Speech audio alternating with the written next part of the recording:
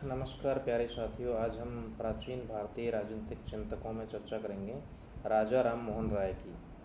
ब्रह्म समाज की स्थापना आधुनिक भारत के पुनर्जागरण के इतिहास में सर्वाधिक महत्वपूर्ण घटना है और इस ब्रह्म समाज की स्थापना करने वाले थे राजा राम मोहन राय। राजा राम मोहन राय जी ने एकेश्वरवाद, मानववाद, अद्वैतवाद, धर्मनिरपेक्षवाद, स्वायत्त समानता, सामाजिक आर्थिक न्याय, नारी स्वतंत्रता पर बहुत जोर दिया।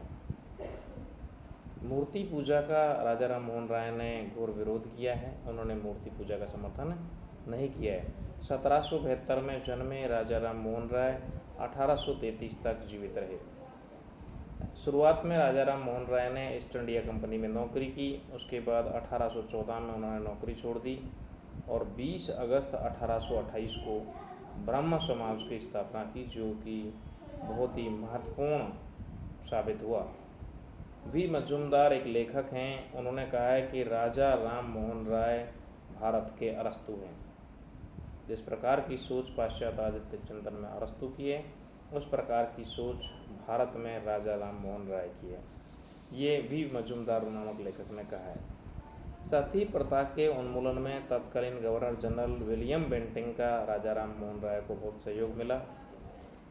राजा राम मोहन राय अंग्रेजी भाषा को बढ़ावा देना चाहते थे, इसलिए 1823 में सरकार द्वारा प्रस्तावित संस्कृत कॉलेज की स्थापना का उन्होंने विरोध किया और सुझाव दिया कि इसकी जगह एक अंग्रेजी कॉलेज खोल दिया जाना चाहिए। ये बहुत महत्वपूर्ण। आप सोच सकते हैं कि कितने प्रगतिशील विचारधारा या कितने उदारवादी थे राजा राम मोहन राय।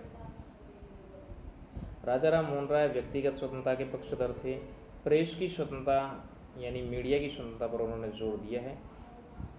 प्रेस की स्वतंत्रता के लिए राजा राम मोहन राय ने किंग इन काउंसिल में भी अपील की थी।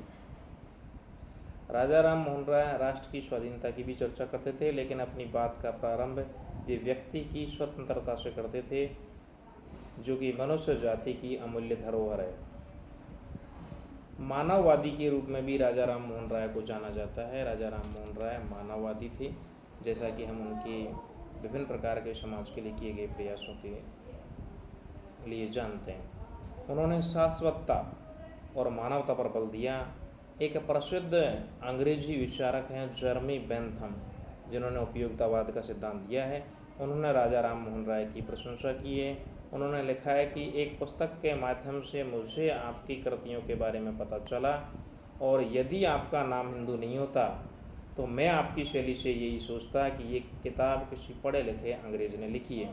आप सोच सकते हैं कि पाश्चात्य राजनीतिक विचारक जर्मी बेंथम राजा राम मोहन राय की उन्होंने बहुत प्रशंसा की है। राजा राम मोहन राय ने न्याय, कानून, न्यायिक सुधार और नैतिकता पर बल दिया है।